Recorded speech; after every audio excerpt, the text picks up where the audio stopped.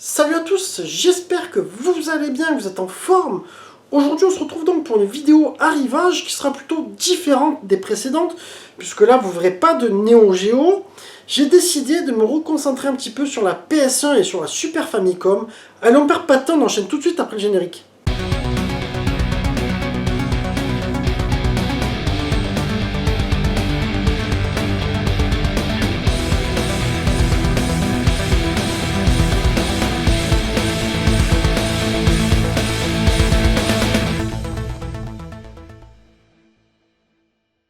Avant de commencer l'arrivage, juste un petit coup de pouce, un petit coup de pub pour mon poteau Geekillzone 13 qui m'a dézonné ma GameCube et qui à côté de ça peut aussi réparer vos consoles. Donc allez-y, il a une chaîne YouTube, vous pourrez le contacter directement. Il est très sérieux et c'est quelqu'un de vraiment passionné, de très sympathique. En tout cas, merci à toi parce que la GameCube, elle marche super bien. Les jeux étrangers passent du premier coup. Il n'y a plus de problème de freeloader. Donc voilà, un petit coup de pouce pour mon poteau.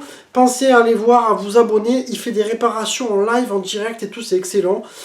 Pour commencer cette vidéo arrivage, j'ai choisi ce jeu-là. Je l'avais testé il y a environ un an sur ma chaîne. J'avais dit qu'il était inspiré de Sega Rally, mais sur PS1, c'est le Rallye des Africa, que je trouve plutôt sympathique, même si c'est pas au niveau d'un Colin McRae ou d'un Sega Rally et tous les autres. Moi, j'ai bien trippé sur ce jeu-là. Alors celui-ci a un CD qui est plutôt joli. Par contre, vous allez voir que sur le dos du disque, enfin sur la face même du disque, il y a quand même une sacrée décoloration.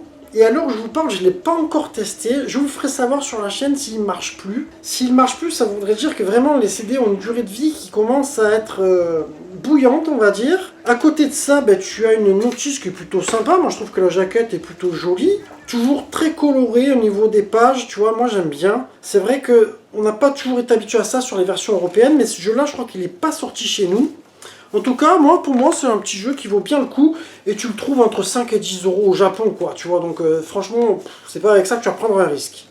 Vous savez, j'ai parlé récemment, d'ailleurs, je crois que c'est en début de mois, vous avez dû voir cette vidéo, sur ISS Pro 98 sur PlayStation. Et en fait, je savais pas, mais ils ont sorti aussi une version de la Nintendo 64, c'est-à-dire de ces jeux-là en gros, hein, tu vois. Alors ça, je crois que c'est le Perfect Striker 3, c'est pas tout à fait le JQ League Soccer, mais en gros, si on parle de ISS 64, ISS Pro 98, et bien là, tu as une version de ISS Pro 99 sur PS1. Et oui, les enfants, regardez les petites images derrière, vous allez reconnaître tout de suite que c'est pas les mêmes versions que les ISS Pro que vous avez connues comme les évolutions. D'ailleurs, c'est le studio de Konami Osaka qui l'a développé. Alors à côté de ça, je trouve que tu as une jaquette plutôt sympathique, un CD qui reste très sobre.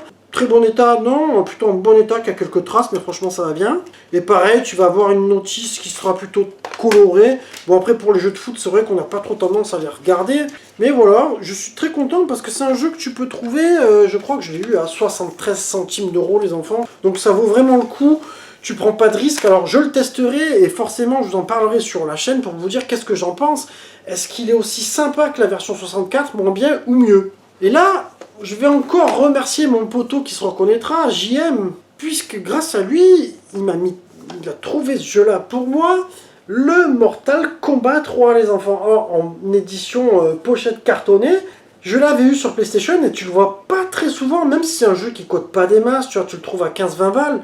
Et bien, franchement, je suis super content de la retrouver, surtout qu'il est en assez bon état. La boîte est assez propre, la notice aussi. Alors, tu as souvent le problème, par contre, de ces boîtes où le disque, tu vois, il se déloge, mais il est plutôt très propre. Et donc, vraiment très content. Et celui-ci, je me suis dit, il faut qu'il revienne à la maison. J'aimerais bien retrouver, d'ailleurs, le Tekken, qui est un petit peu dans le même état d'esprit. Je crois que tu avais eu aussi un Ridge Racer en boîte cartonnée. Bon, ça on verra par la suite si on tombe dessus. Mais c'est une petite surprise, tu vois. C'était pas prévu à l'achat. Puis en fait, hop, il est tombé dans les mains. Et là, je me suis dit, c'est vraiment le top. On arrive sur la Super Famicom. Pour commencer, je vais vous montrer, j'ai rentré une trilogie de jeux loose. Car malheureusement, en complet, il commence à faire assez mal. Et là, il me les fallait. C'est donc la trilogie des Rushing Beat, c'est-à-dire Rivalter. Donc en Europe, je crois qu'on a eu que le Rivalter, on n'a pas eu les autres. Tu as le premier qui s'appelle Rushing Beat, qui est Rival Turf, Brawl Brothers pour les Américains. Et tu as donc le Rushing Beat Tran et le Rushing Beat Shura qui sont là. Les cartouches sont plutôt propres. Et alors pour information, je crois qu'il m'a coûté un peu moins de 30 €. Donc je suis vraiment très content. Je vous en reparlerai sur la chaîne parce que j'avais testé le premier jeu. Mais j'avais pas fait les suivants, il me semble que je ne vous ai pas testé le Shura ni le Ran, il faudrait que je fasse le point là-dessus. Mais ce sont des bons beat'em all de chez Jaleco, même si ça n'atteint pas forcément un bon Final Fight, ça reste quand même assez sympathique à jouer. Après, même je te dirais que ça n'atteint pas forcément non plus un Street of Rage. Récemment, dans la vidéo précédente, il me semble que je vous ai montré que j'avais trouvé le Street Fighter de Turbo. Donc il me manquait plus que le premier. Et bien le voici. Alors moi je l'ai rentré vraiment pas grand chose parce qu'au Japon il faut savoir que tu en as des palettes, mais un truc de malade quoi. C'est-à-dire tu cherches un Street Fighter 2 mec, si ta cartouche elle tombe en panne, t'inquiète, tu peux en trouver en loose des centaines. Et en boîte franchement c'est pas ce qui manque. Alors à savoir que au niveau de l'état, il n'est pas non plus mint, hein. J'ai pas cherché à avoir le plus ouf de dingue. Tu as des petites marques sur la boîte, mais sinon, de manière générale, la notice est plutôt propre. La cartouche, bon, ça va aussi. Après, j'en ai d'autres en loose qui traînent, tu vois. Pour continuer dans le versus fighting, j'avais envie de reprendre ce jeu-là qui est sorti chez nous en Europe. Il y a eu d'autres volets par contre qui n'ont pas été importés. Et malheureusement, il y en a un qui commence vraiment à côté. Moi, j'ai choisi de reprendre le Ranma 1.5 Hard Battle, en gros, tu vois. Alors, je sais plus comment il s'appelle en Jap. Mais franchement, je l'ai trouvé pour pas cher non plus. Et en état plutôt très correct. Ce qu'il y a de sympathique, c'est que, en tout cas, tu le trouves pour pas très cher, celui-ci. Et encore dans des états qui sont très corrects. Celui qui est le plus intéressant, c'est le Shuji Rambuen, si je dis pas de bêtises. J'avais fait d'ailleurs un test sur celui-ci. Mais je l'ai mais en loose et j'aimerais bien l'avoir en boîte. Malheureusement, il a flambé, je crois, dans les 80 balles. Donc bon, moi ça commence à faire des sommes, tu vois, pour des jeux comme ça. Après, c'est une question de priorité. Quand j'aurai fini, je pense, avec ma Neo Geo, ce qui va arriver dans pas très longtemps, je me reconcentrerai vraiment sur les jeux Super Famicom. Et pour finir, un jeu qui est vraiment pour moi pareil que j'avais eu. Alors celui-ci, je l'avais eu en américain. Là, je suis tombé dessus par hasard et j'ai craqué parce que rien que la boîte, je la trouve vraiment très classe. C'est le Mortal Kombat 2 sur Super Famicom. Franchement, vous ne trouvez pas qu'elle en jette cette boîte? Moi, je trouve qu'elle est énorme. Franchement, elle défonce de ouf.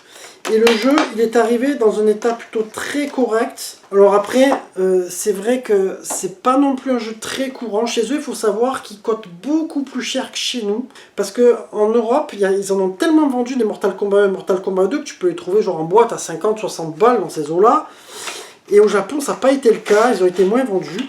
Mais je suis quand même très content de l'avoir trouvé. J'ai investi un peu plus, là, on va dire. Hein. Je crois que je l'ai eu dans les 45-50 € environ.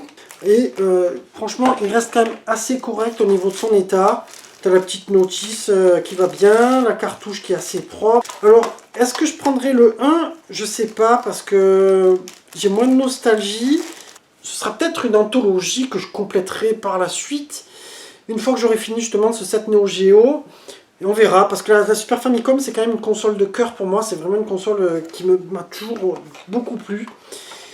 Et voilà, donc on arrive sur la fin de la vidéo. J'espère qu'elle vous aura plu. En même temps, j'espère vous avoir montré des pièces un petit peu qui vous intéressaient, qui vous plaisent aussi. Mais du coup, il y aura pas mal de tests aussi qui viendront à l'avenir. Voilà, on en arrive sur la fin. Et puis moi, je vous dis merci à tous. Et puis à très bientôt. Portez-vous bien. Ciao, ciao.